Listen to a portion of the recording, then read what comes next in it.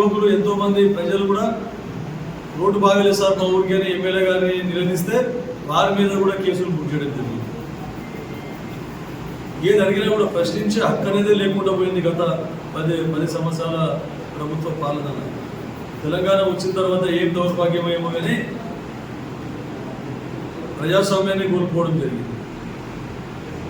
అట్లాంటిది ఈరోజు వారు కక్ష సాధింపు చర్య గురించి మాట్లాడుతూ ఉన్నారు. అంతేందుకు సింగూరు నీళ్లు అక్రమంగా మిడ్మాని తరలించకపోయినప్పుడు కూడా రైతులందరూ వారికి మెమరాండం ఇవ్వడానికి పోతే వారి మీద కూడా కేసులు పెట్టడం జరిగింది. నా కేసు ఇంకా 2016 నుంచి ఇంకా నేను ఇంకా తిరుగుతూ ఉన్నాను.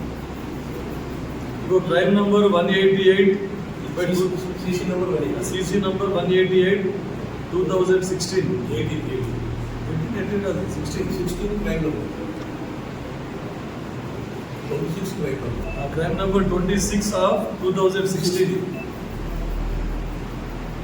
అంటే బై ఎలక్షన్లో ఇది ఏం లేకుండా నిరాధారమైన ఆరోపణలు చేసి గతంలో కలెక్టర్ అంటే ఎలక్షన్ ఆఫీసర్గా ఉన్న వెంకటేశ్వరరావు గారు నా మీద హరీష్ రావు గారి సూచనల మేరకు నా మీద కేసు బుక్ చేయడం జరిగింది.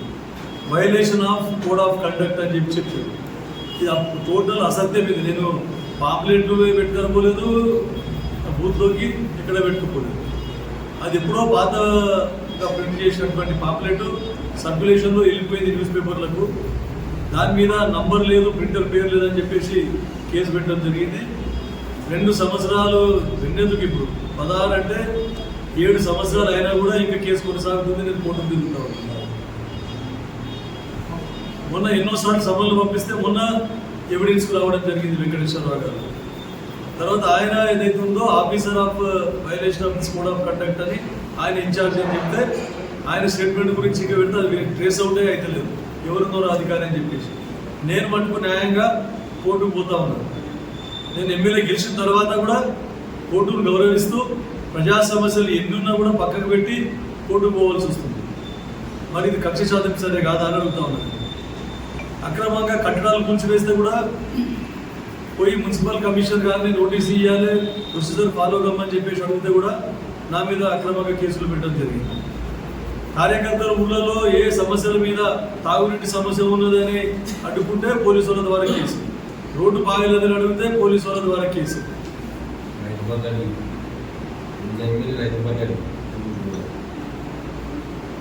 గతంలో ఇంత అరాచకం ఉంటే మీకు అందరికీ తెలుసు.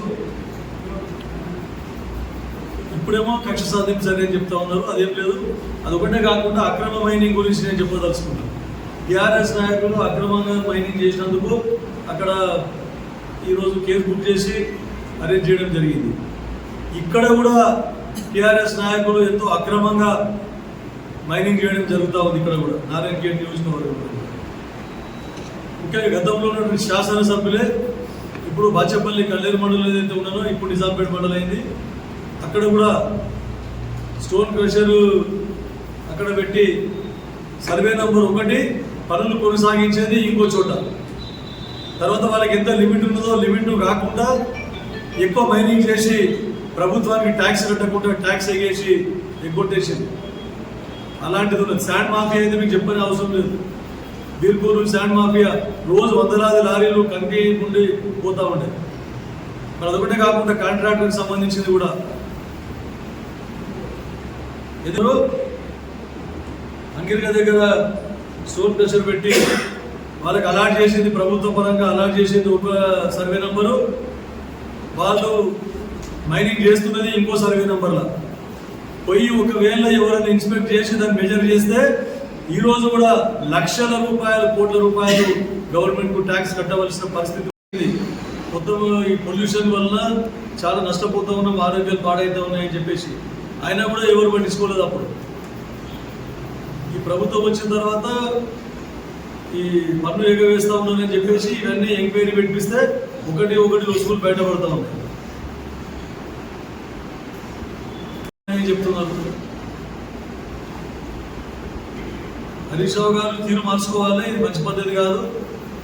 మా కాంగ్రెస్ ప్రభుత్వం ఏదైతే ఉన్నదో రేవంత్ రెడ్డి గారి ప్రభుత్వం పారదర్శకంగా ప్రతిదీ ప్రజలకు దృష్టిలో పెట్టి పనిచేస్తూ ఉంది.